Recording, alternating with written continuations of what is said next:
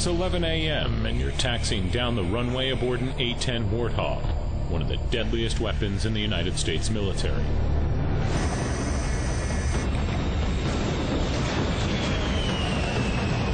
This aircraft may be old, ugly, and slow, but it's one of the most feared fighters in the world.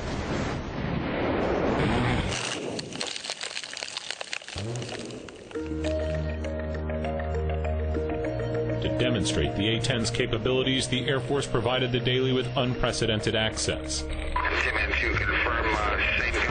We mounted high-definition cameras throughout the cockpit, allowing us to bring you amazing images like never before.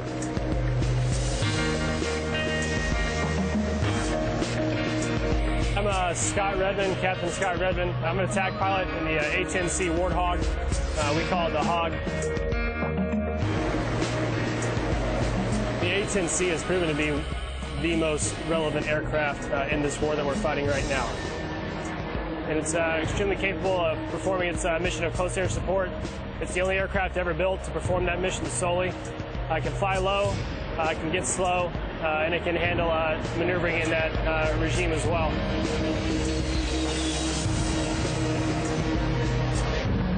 Its slow speed allows the A-10 to loiter over its target for hours at a time. Despite its clunky appearance, the A-10 is extremely maneuverable. We can fly anywhere from 100 feet, up to around probably 20,000 feet is where we're working at as far as supporting those guys on the ground. At high altitudes, the pilots can fly in formation, break away and pick apart their targets by dropping precision-guided bombs. They can swoop in to a low-level tactical approach, allowing them to deliver a blistering barrage of .30 caliber rounds.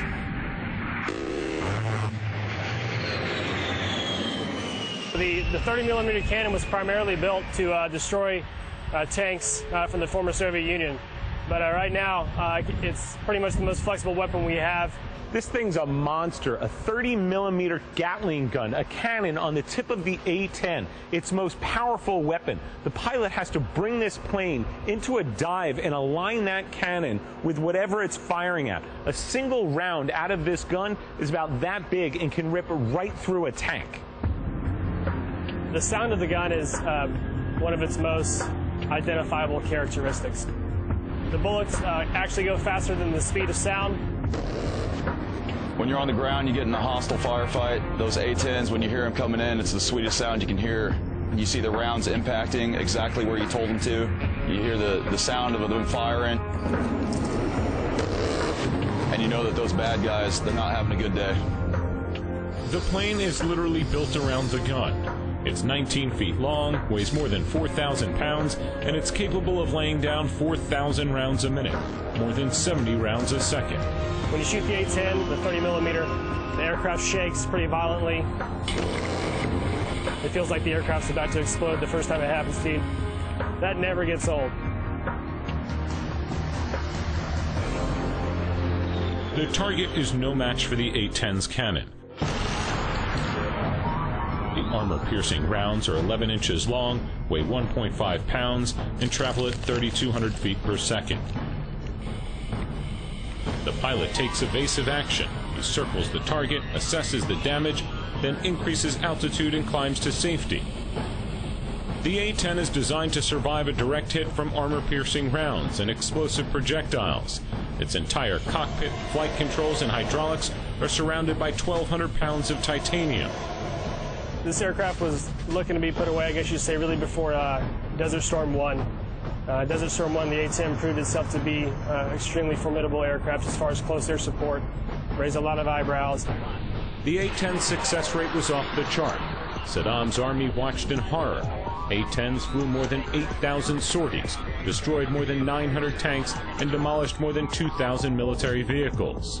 With guns, with rockets, with forward firing ordnance such as Mavericks and free-fall weapons, bombs.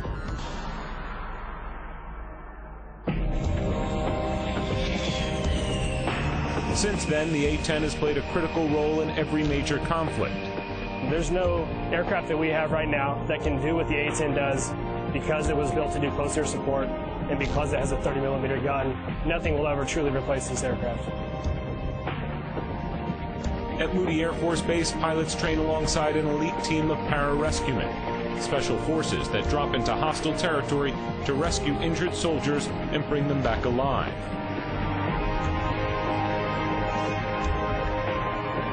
When a friendly pilot goes down behind enemy lines, obviously the #1 objective of the commander is going to be, let's go get that guy. And when that mission is launched, the A-10 is going to be the rescue mission commander. He's going to go lead that charge with any asset that he needs to pick that guy up.